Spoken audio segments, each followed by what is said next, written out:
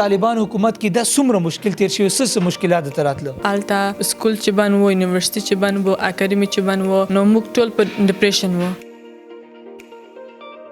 السلام علیکم تاسو ګورئ J91 نیوز. افغانستان کې چې کله دوباره د طالبان حکومت رااله نو هغه دوران کې طالبانو د افغانستان عوامو سره د ګرلز ایجوکیشن حواله سره ډېری وعده کړې. عوامو له پیر به امیدونه ورکړو خو هغه امیدونه چې کوم دی پوره نکړل. دی وخت کې ما سره چې کوم پروګرام کې یو ماشومه یو جنې موجود ده د دې تعلق اصل کې د افغانستان سره دی. د افغانستان نه ولې راغلي کله راغلي د او دلته کې سو امیدونه مقاصد راوړي دي. یو مقصد چې هغه ظاهره دی هغه ګرلز ایجوکیشن یعنی د دې چې کوم بنیادی حق دی د تعلیم هغه دی.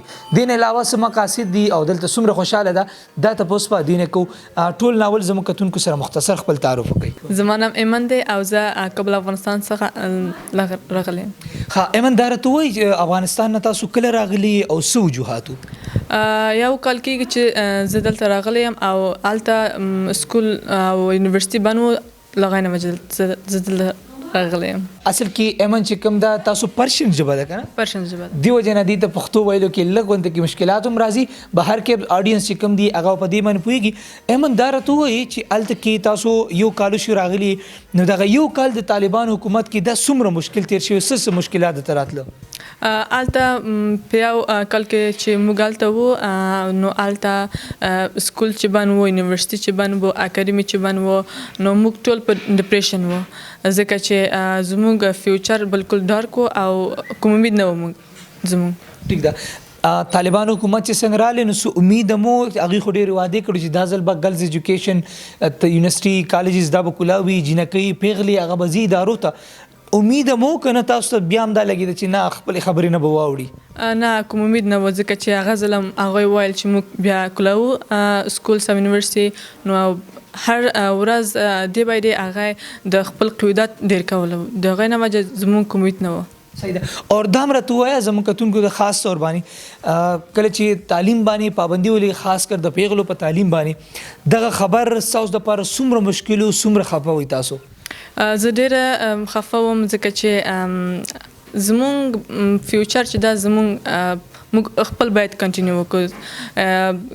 داسې هم کېږي چې موږ سره څوک نه وي بیا ټیک شو مطلب تاسو څوک نه سپورټ کوي ګرانې صرف فیملی تاسو سپورټ کوي. ټیک ده.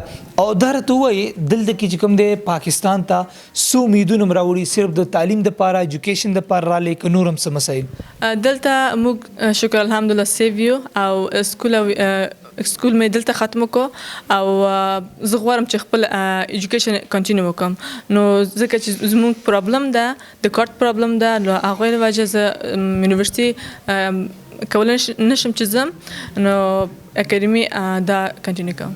کارت د وجه نه تاسو سکول کالج ته نشلی خو اکیډمي وغیرہ کې تعلیم حاصلولی شئ؟ جی ټیک شو. اور دا راته وایه ایمن تاسو اوس څه کوئ څه زده کوئ دلته؟ دلته ټیلرینګ فیشل ډیزاینر او پینټینګ. او پاکستان کې خوشحالي؟ شکر خوش یم.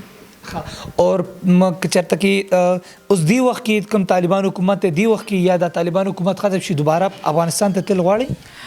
که ان شاء الله زم د غوښنه وجه چې سکول کولاو شي او یونیورسيټي کولاو شي اکیډمي کولاو شي زم ان شاء الله.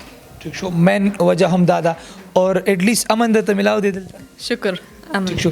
ډیره مهرباني تاسو کتونکو د ایمن مختصر بیان تاسو اوریدو. دا بچنګي دا پیغله ماشومه چې کوم د افغانستان نه سره د فیملی صرف راغلي پاکستان ته د دې لپاره چې تعلیم حاصل کی. پاکستان کې هم تعلیمي لحاظ سره دوی ته بنیادی مسائل مه راځي د کارډ ایشوز ته راځي سکول کالج یونیورسيټي ته چې کوم د الاو دوی نه خو هغه باوجود هم دی اکیډمیز کې مختلف ټریننګ سنټر کې دی بیسیک نالج حاصلې خپل فیوچر چې کوم دی برایټ کول غواړي. موږ له پکاري پاکستان ګورنمنت له پکاري اټ لیست داسې قسم پیغلې ځوانان چې کوم د ایجوکیشن لیول کې هغه سپورټ کی هغه د چې کوم دی برایټ فیوچر ورکی دی د امن ملاو دی خو الله دیو کی چې تعلیم هم ورته ملاو شي او تعلیم بهترین طریقې سره حاصل کی.